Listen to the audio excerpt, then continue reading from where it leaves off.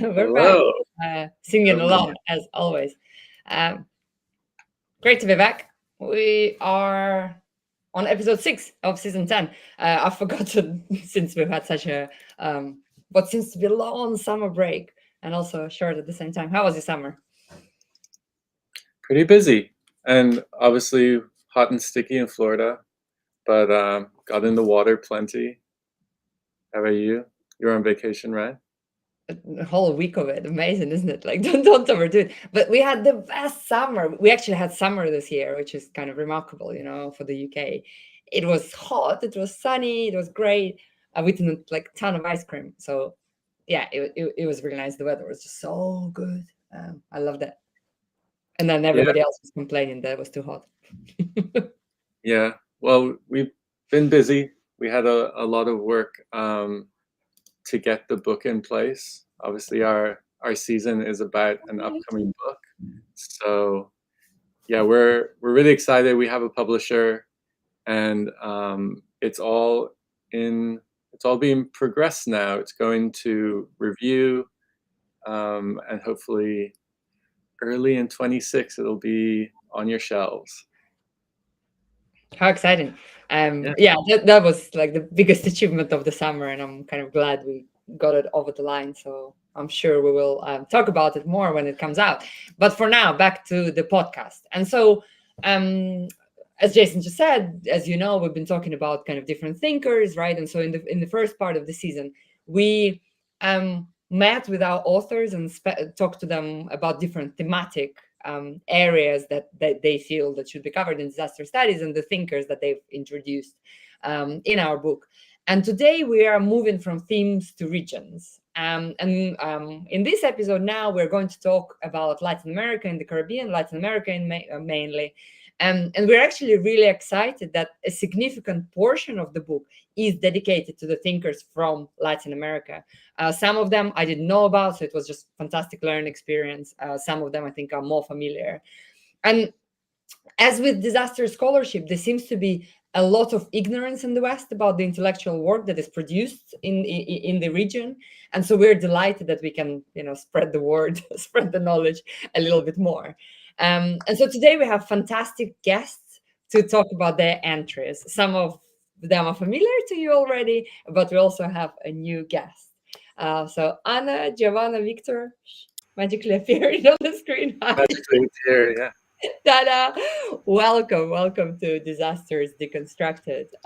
I'll do some brief introductions. So Giovanni Gug, first appearance. Welcome to the podcast. It's really nice to meet you in person. So Giovanni is a cultural anthropologist and lecturer in urban anthropology, and he's based in between Italy and France, and his work is also unfolding in Italy and France. And his research focuses on risk cultures, disaster response, and activist movements in vulnerable urban territories. It's really great to have you today, and we've been enjoying reading your entry for the book. So welcome. Anna Cesina, welcome back. Of course, my colleague at LAFRA, and some of you remember Anna talking to us about Freire's work already. So Anna is a lecturer in media and creative industries, and she's a specialist in communication and social change with expertise in grassroots social movements, popular and participatory communication, science communication, advocacy, communication epistemologies, media and democracy, as well as power asymmetries. So it's great to have you back. Welcome back. And finally, Victor Marcherzini, again, very well-known name to those of us in disaster studies. We've spoken to Victor so many times. Victor, wonderful to see you again. We were just saying that we haven't seen each other on kind of online since pandemic, right? You said, although in between there's been hundreds of emails as always.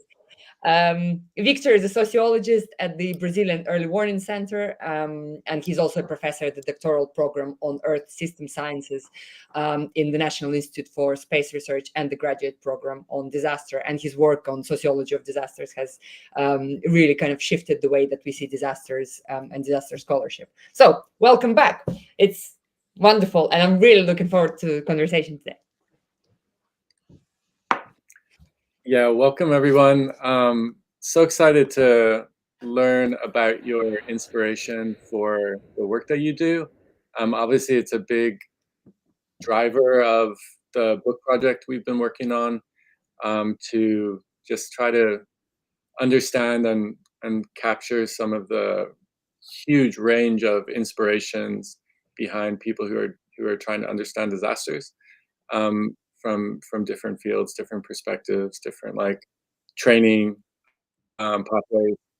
And so we've been asking everybody that comes on this season the same starting questions about inspirations for thinking and scholarship. And so I want to start with you, Anna, and I want to ask, what do you read, and how you got started reading the way that you do, and how does it inspire you in your work? Hello, everyone. Hello, listeners, watchers as well, for those watching the broadcast. It's really nice to be with you again. Thank you for joining for the book at first, and for joining for this conversation. And when you sent to us the script, actually, this was the worst question to answer because it seems so simple. And I was actually watching some of the past podcasts to see how people answered that, how objective they were able to be. And what I decided to do is to follow something that is important for me to discover new readings. I love podcasts. I loved radio since the beginning. I'm a journalist by training, so and radio was a passion. And podcast became a passion. And I get a lot of inspiration from podcasts, from authors speaking about their books, or podcasters talking about books that they have read.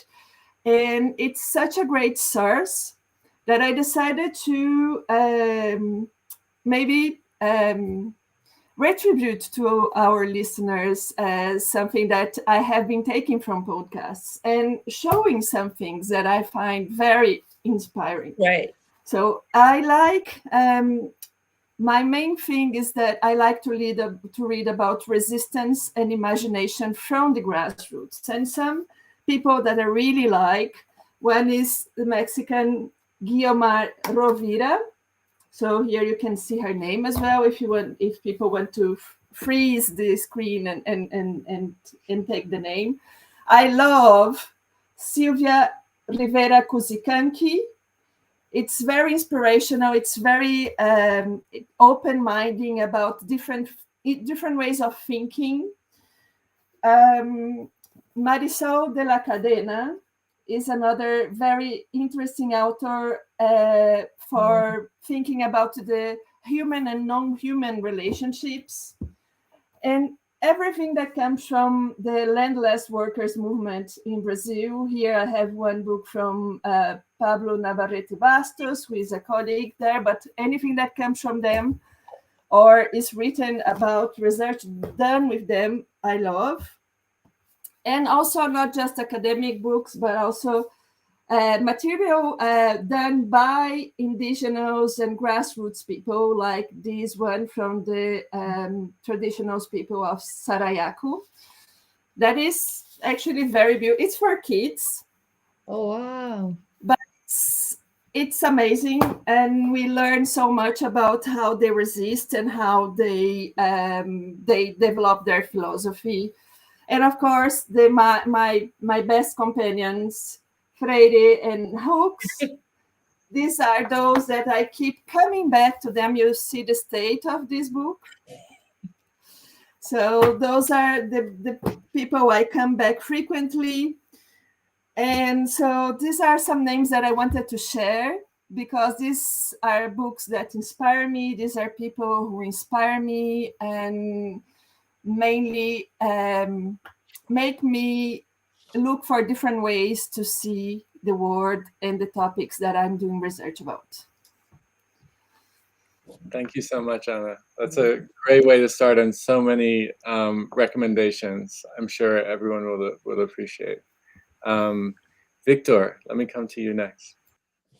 Yeah, it's an interesting question, and it's I think last year during the course of sociology of disasters, I decided to bring some hard copies of these books to the classroom, right? So the student had to pick some of this book because I think one important thing is the relationship that you have with the hard copy.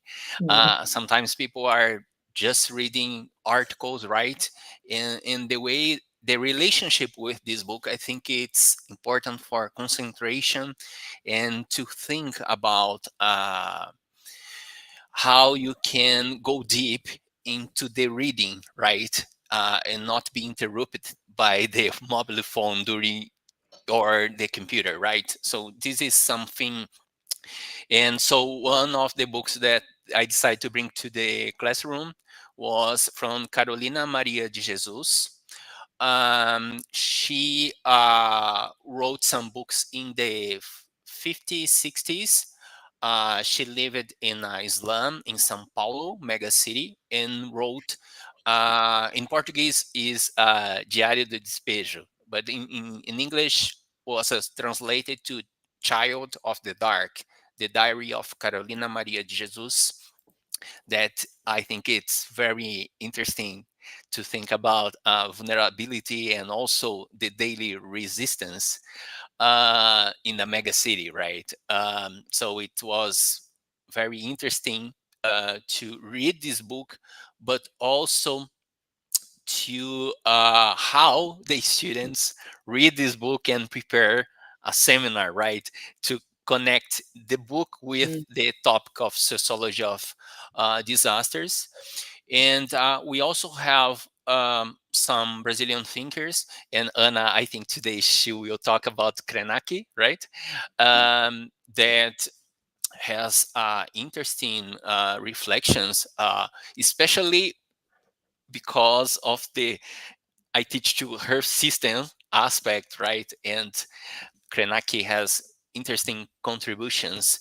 And there is another indigenous thinker called Nego Bispo that is very interesting to read, right?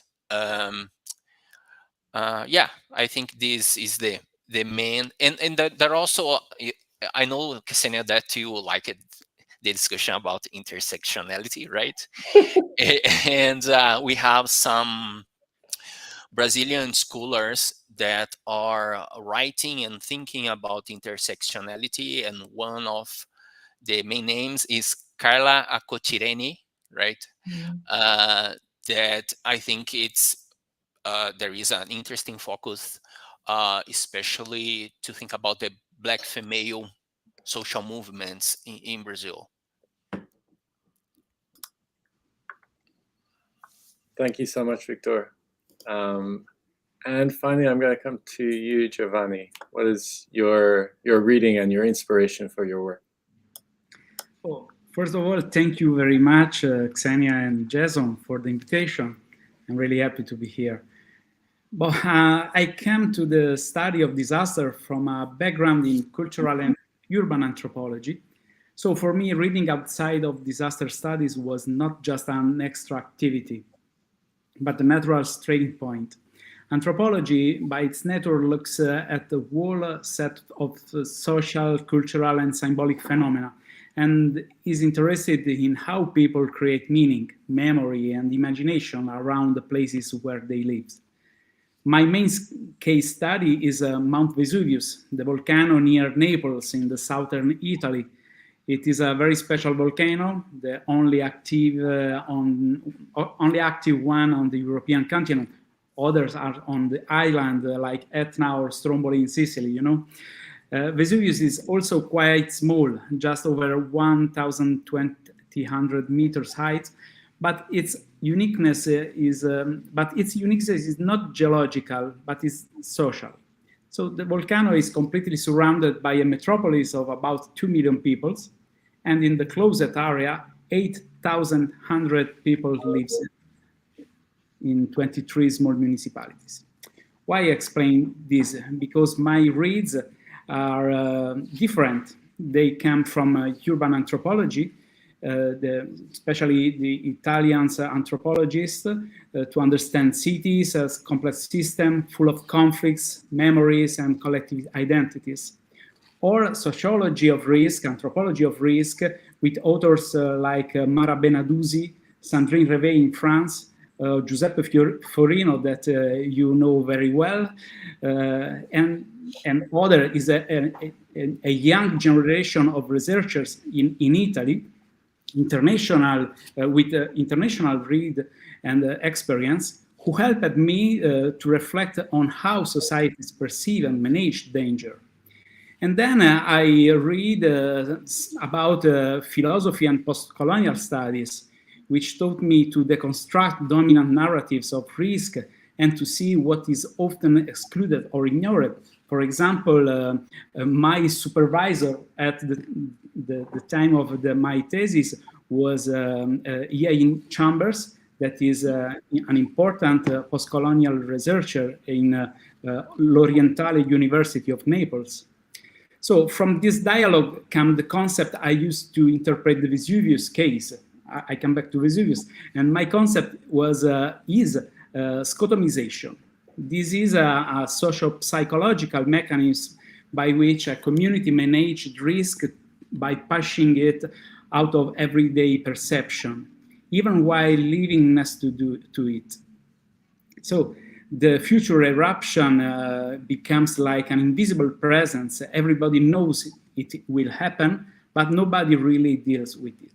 So my reads are from volcanology and geology, because I work with civil protection in Italy, an institution who help to protect people.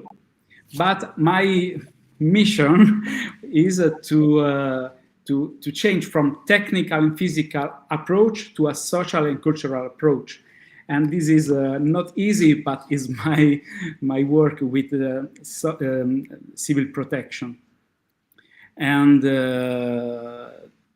that's all I think about my recent read in the social disasters. Thank you. Super.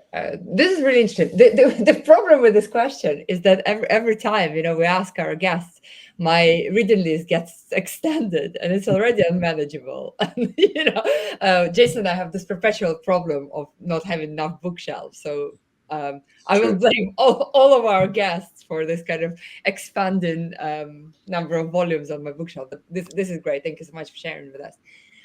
I'd like to talk us a little bit more about the entries that are going to come in the books. All of you have chosen a thinker to write about. And Victor, I'd like to start with you. You wrote, you co-authored the piece for the volume together with Janina. And you wrote about Freire. And of course, we've spoken about Freire so much. Why Freire? Why have you chosen to write about him? Yeah, I think Freire helped us to think about how we have suffered and cope with these oppressive relationships in the daily life, right? There are different situations. For example, in the scientific field, when you have to interact with multidisciplinary scientists, and all the time we have, for example, people that all the time you need to explain why you are in that environmental issue and how it's important to analyze the social aspect, right?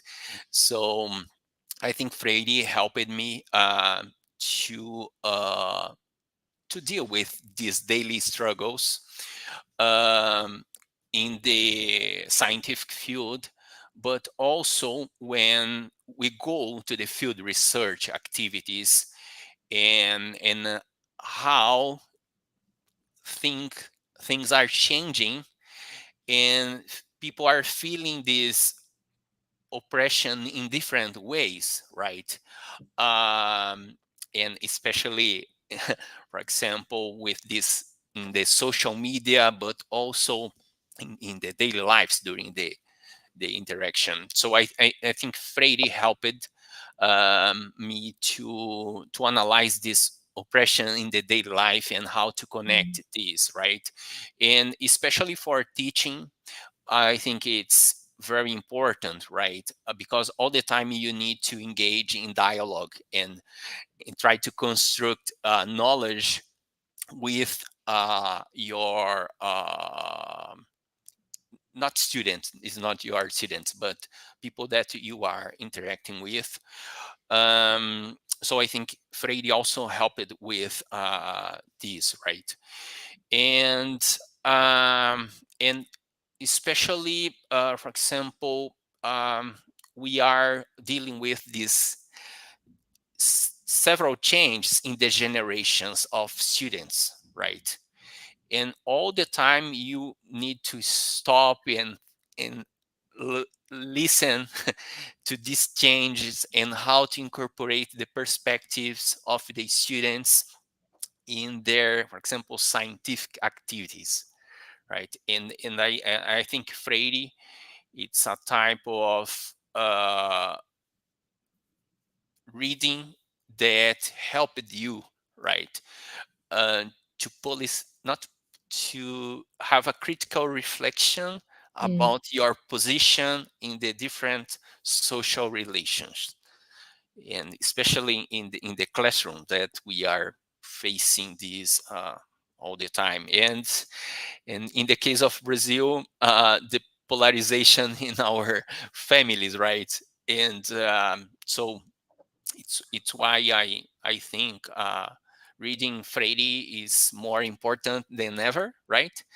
And I also like this perspective of hope, but hope with a critical analysis of how, right, you can engage people in conversations that are meaningful for them.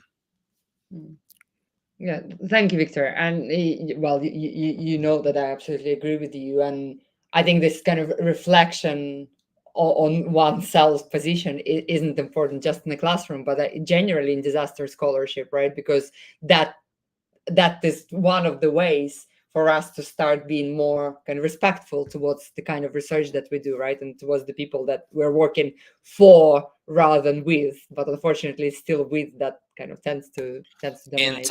And just to complement, and it's interesting because it was because an anthropologist started an education program at the Brazilian Early Warning Center that I have contact with Paulo Freire, right? And it's interesting, the Dr. Rachel Treiber. So it's why these multidisciplinary relations are also help you, right? In terms of knowing other readings, right? Yeah, for sure. That's how we learn, right? Otherwise, we will just play in our own sandpit. So yeah, thank you for that. And of course, there will be your piece in the book. Giovanni, I'll come to you next. And so your essay was on Arturo Escobar. Why Escobar? Yeah, I choose Arturo Escobar, the Colombian anthropologist, because his work has had a huge impact on the way I look at risk and disasters. What I find so powerful in Arturo Escobar's writing is his critique of the idea of development. For decades, development and modernity have been presented as a universal projects, as if there were only one path toward progress. But Escobar shows that in reality, these projects have often excluded or marginalized local knowledge, culture, and communities.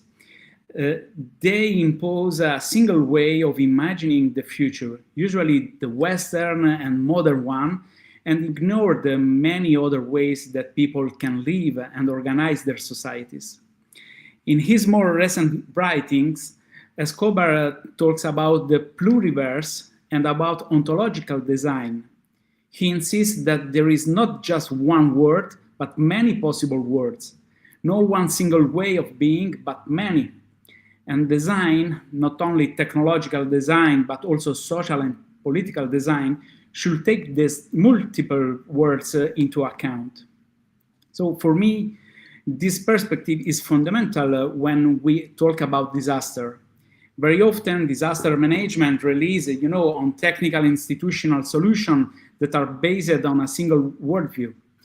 The authorities, the scientists, the institution, the civil protection that I collaborate with, they all assume that their framework is universal. But the communities who live with risk have their own history, their own memories, their own imaginaries. And the official solutions do not always fit their realities. So let me return to my case study. Mount Vesuvius, I say yearly, is quiet since 1944. So these 80 years are a long period of quiet. And in this period, enormous urban growth has taken place around it, with now 800,000 people living in the high-risk zone. This growth has been justified in the name of development, rebuilding after World War II, providing housing, attracting investment. But if we look at it through Escobar lens, we can see that this type of development was actually a very particular model. It was about economic growth, about urban expansion, about integration into a capitalist system. And this model creates vulnerability because it ignored the geological reality of the volcano and the cultural reality of communities who already had ways of living with this landscape. So in a way, the Vesuvian case shows exactly that Escobar is talking about. A universal idea of development was applied, more houses, more buildings, more urbanization, but it did not leave a space for alternative ways of thinking about life near a volcano. And now we face the paradox. How do we plan for the next eruption when the territory has already been shaped by this model of development? So Escobar's perspective has helped me to ask different questions. Instead of only asking, how do we evacuate people when the eruption comes? I also ask, what kind of future do people living around the volcano imagine from themselves? What kind of development do they want? What other ways of knowing and planning could be recognized and valued? So I think this is not only theory. I think we have to build with the people who live there the plan to mitigate the risk of the future hazard. So it's a process. It's complicated, but Arturo Escobar inspired me this kind of vision.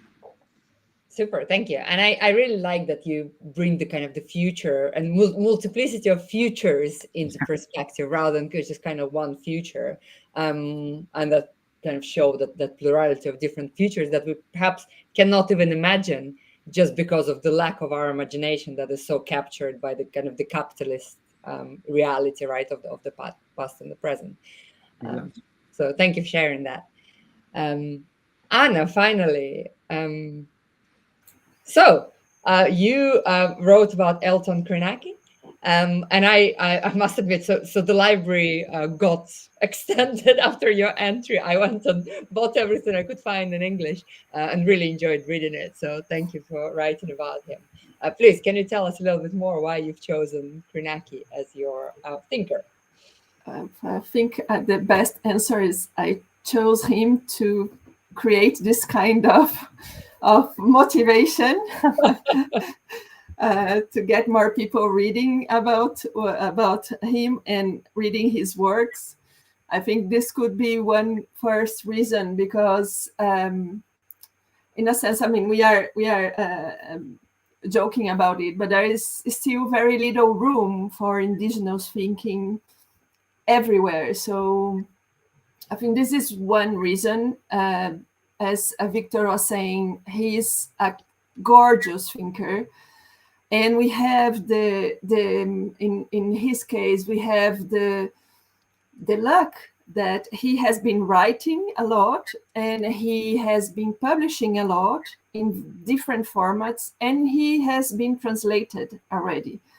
So I think it helps to expand the knowledge about indigenous thinking, and maybe through him, because this is the idea that people read this and try and get to him, and through him they will get to other indigenous thinkers, because he also establishes dialogues with other of his relatives, because this is how they call themselves, their relatives, their indigenous relatives. So I think one reason was this, because although we are luckily seeing more indigenous thinkers taking part in debates, publishing, we still face this inequality of validation. I mean, this asymmetry of validation. What is, well, this is science, and in Ailton Krenak, maybe this is not science. Maybe he's nice to read. Maybe he's, well, this is science. And I think it was for me an opportunity to put him by the side of academics, non-academics from different parts of the world, and say that, yes, I do believe that this knowledge is as legitimate as many others, and that this kind of knowledge can point to provocations, to perspectives that we are not used to, and that we should be implementing in the way we discuss, in the way we plan, in the way we implement things. Giovanni was talking about Escobar pushing him to see things differently and being a source for making other people think differently as well. So I think Krenak has this strength of in his message, in his provocations, and I think he can be a great source for many people to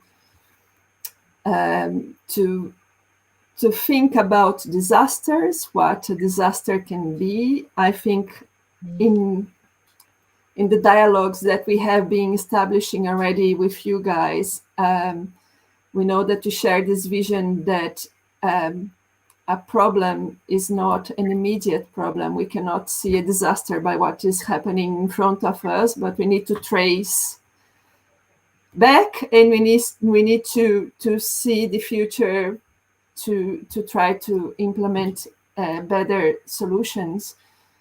And when Krenak says that the main problem that we have is that we establish a very poor relationship with Earth, with the planet.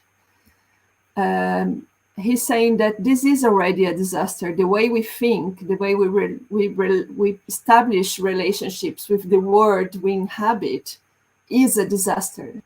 And we need to start from the beginning and build a different relationship. So this, I mean, he's such a strong voice, and I hope more people will get access to this voice through this and try.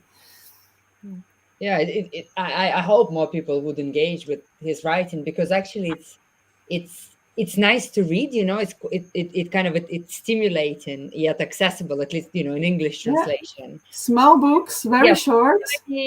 Tiny but mighty kind of books. Yeah. And one of the points that really stayed with me, because, you know, this is something that we've been like chatting about with Jason and other colleagues for a while, is this whole like issue of translation, right? And of course, there's been, particularly in decolonial studies, there's been such a I can't quite find the word, like, but almost like, representation of translation is violence, right? Whereas Krenak is saying, but this is such an interesting way of creating meaning, and he shows this a positive perspective of translation if the meaning is engaged and if people work with interpreters, and it really made me kind of think again in a way that we frame our thoughts of how knowledge is produced. So yeah, thanks again. Yes, this is Thank great. you. Yeah, thank you all for giving us some insight into your motivation for writing in this book, and we're just so excited for everybody to read the entries. Another thing that we're excited about is just the way that we're indexing the entries around themes and helping readers to like have different strategies for engaging with the thinkers, and we just can't wait for it to be out there, and so excited for readers to engage with these thinkers and all of the thinkers in the book. It's definitely like, we didn't even know maybe when we started the podcast journey that we would get to this kind of project, but it's kind of like a natural progression towards this kind of work, because we've always been talking about reading and finding ways to introduce people to new ways to think or new perspectives. So just really a privilege to work on this project, honestly, and to talk with you all. So obviously we have a lot of hope for what this kind of book can do, and introducing people to new thinkers, how that can influence their themselves, their life, their work. I want to come back to you all and ask you about your hopes for disaster scholarship and practice. What are your biggest hopes? Maybe it's regarding this book, or maybe you have other things on your mind that you really hope for the type of scholars and students and practitioners that might read this book. So I want to come to you, Giovanni, first of all, with this question about your biggest hopes for this community of scholars, researchers. Yeah, Jason, for me, the biggest hope for disaster scholarship and practice is that it becomes more dialogical. That is not just knowledge produced by experts and delivered from above, but a process that is shared with communities. When I look at the case of Vesuvius, sorry if I come back to Vesuvius, but this is exactly the challenge. We have evacuation plans, hazard maps, scientific monitoring, and all of this is absolutely necessary. But if the people who live there do not feel part of the process, if they don't recognize their own voices in the planning, then even the best technical solution can fail. People need to trust the institution, to believe in the plan, to feel that it reflects their needs and their realities. But without this trust, this collaboration, this listen, the plan itself can become a disaster. So my hope is that disaster studies will take seriously the cultural and social dimension of risk, and not only the physical and technical ones. This means paying attention to language, for example. The word we use, risk, emergency, resilience, are not neutral. They carry power. They can include or exclude. They can empower or stigmatize.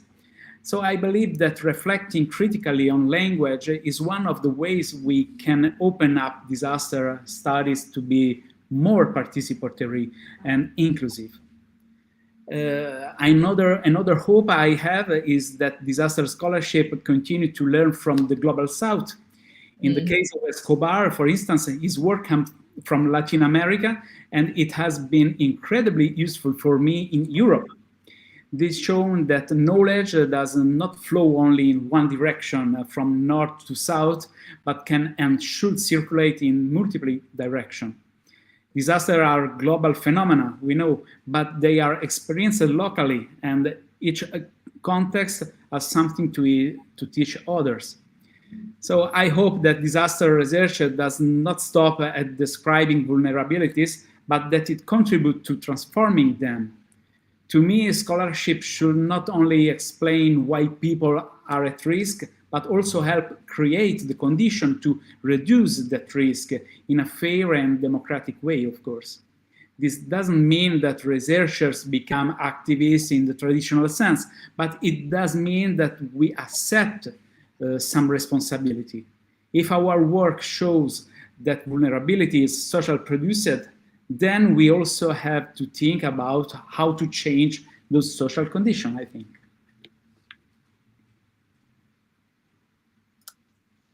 Yeah, thanks so much, Giovanni.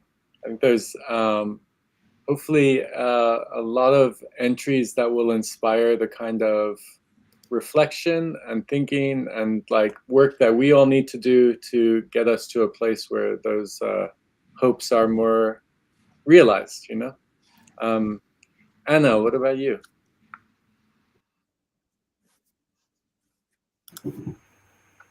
Yeah, I was looking for the unmute button. Thank you. Well, you know, I cannot place myself as a disaster scholar, but I would, talking about this hope, I would say the first thing that I hope in relation to disaster scholarship is to keep this dialogue. I mean, not being a disaster scholarship, I have been finding this space of collaboration and exchange very rich, very inspiring, very provocative in many senses. So I hope, I mean, maybe I know the best disaster scholars that are offering this kind of dialogue exchange. So if this is the case, I hope more scholars will engage with this kind of perspective of establishing these dialogues, of opening up for inter and multidisciplinary discussions. So I think one hope for the disaster scholarship that will hopefully benefit this scholarship and also others that engage with you is that this dialogue keep going. This touches in a sense with the aspect that you raised, that Ksenia raised before about translation.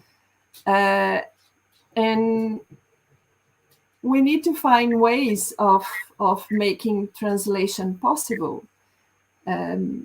between all the languages spoken and not spoken, because we are talking, I mean, we have the challenge of people speaking different formal languages, but if we are talking as well, and Giovanni was saying, how can we connect with the biological side? We are not just talking about the humans, we are talking about the spaces. So we have been discussing a lot of this human and non-human relationship. So what language Earth speaks, what language rivers speak, what language volcanoes speak. We have been listening during this episode. So I think we need to think broadly about this translation in order to make this dialogue fair, so where messages can circulate in a fair translation to their meaning. And if I want, maybe not a hope, but a wish for disaster scholarship, is that I think there is a huge challenge for disaster scholarship emerging, because if we agree that more events, hard events, hazards will happen with the climate transition, probably disaster scholarship will be even more pushed to immediate responses, to immediate plan. And I think I wish disaster scholarship will be able to decompress time and be able to discuss events, hazard events, placed in a larger scale of time.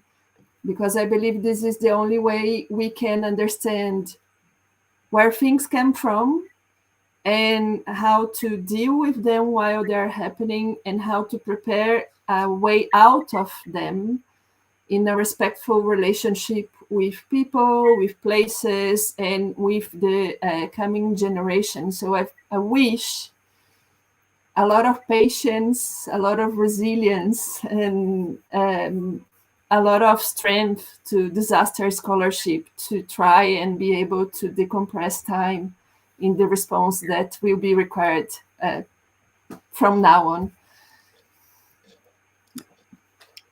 Yeah, thank you so much, Anna. I think that's a great point.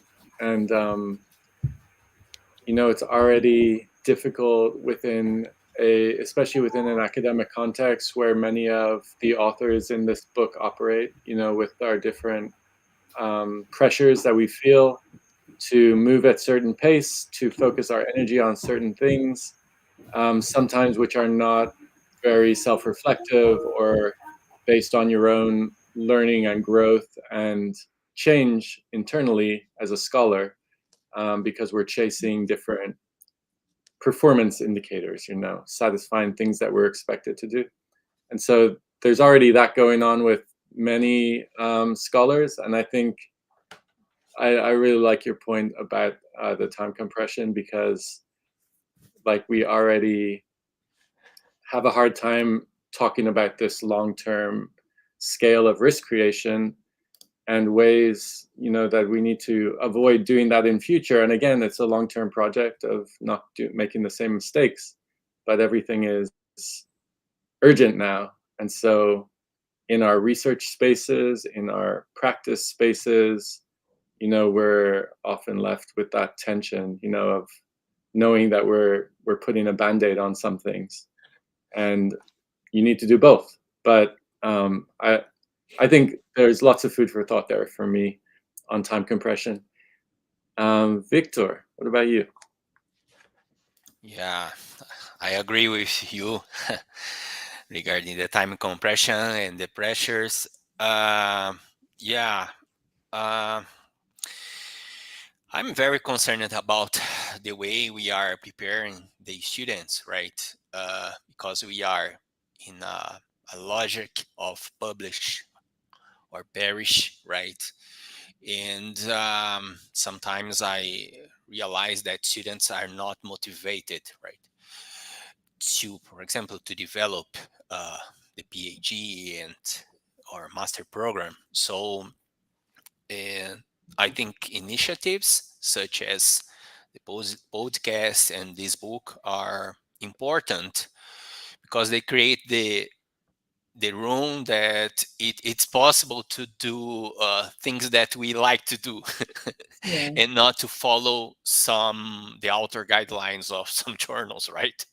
And so I think we need this freedom, right, in terms of giving space, especially for the young generation, to create new things, right? To use music and other ways of express their research issues or their motivation. And one thing that we need to invest more is on qualitative studies, right?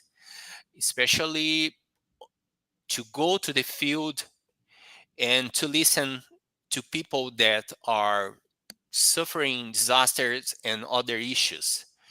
And we need to create these human relationships between the PhD students that are studying disasters and people that are suffering disasters, right? And so this way of developing a research activism is very important, and we are not having this space at universities. So we have another important initiative that was the Disaster Studies Manifesto, right? And we need to engage more students in these initiatives and finding ways to organize these workshops or research projects together. So I think this is something very important. And another is that I think we need to help some social movements affected in disasters, right? So because this is a type of activism that we need to have this commitment. And yeah, sometimes it's difficult, right? But yeah, I hope this. And to finish, I think the possibility of writing in our mother language is very important, right? And we are sometimes, I think we are forgetting, right, to do this. And we are, for example, doing following the rules of the PhD programs that students need to publish in English in a journal, right? Yeah, thanks, Victor. There's something that I find is useful that maybe we can talk about at some point is putting in place opportunities for service learning and for community service that is supporting research. I find it useful here in Florida to have basically to put a structure to the activity of just showing up for community partners, and whether that's a formalized volunteering program in a university, or as we have here, we have a national service program attached to our institute, and that's just opens up lots of beautiful possibilities for connection with people who are otherwise maybe engaged by university as like research subject, which is not a healthy way to engage with community members. And so even just figuring out what those opportunities are for students to be, serving without any strings attached, just showing up for people, getting involved, building relationships. And then maybe the community wants to get involved in the research, and then it can be something coming from community. Community can say, we have this issue, maybe you can help us because we know you do research, right? So anyway, those are just some ideas in response. Anybody else has thoughts, please share. We have a few minutes left. Yeah, it's great. I kind of really enjoyed that everybody brought, like all of you today have brought the importance of civic duty, but also activism, because so often kind of in research, here's research and here's activism, and, many researchers don't, whilst talking about their kind of liberal values, do not practice them at all in real life. We've seen that recently, right? Particularly with all kind of political affairs happening. And my hope is that would shift, is that research and activism would be so entangled that we wouldn't be able to do one without the other, because it loses its value, right? Particularly for in the kind of research that we're doing in this space. Well, anyway, as always, we could be discussing, more and more, and there are ideas for 10 more episodes and probably 50 more books to write and to read. But thank you all so much for your time today. I know it's the start of the year for everyone, so it's an absolute nightmare. But we've enjoyed talking to you as always, and we hope to see you again and speak to you again soon. And so for those of you joining us online today and listening to us later on, please join us again in 2 weeks' time when we will be moving to Japan. And we will be talking to our old friends, Wes Cheek and Chris Gomez, who you probably know. And that'll happen on the 29th of September. Thank you so much for joining us today. Thanks, everyone. Bye.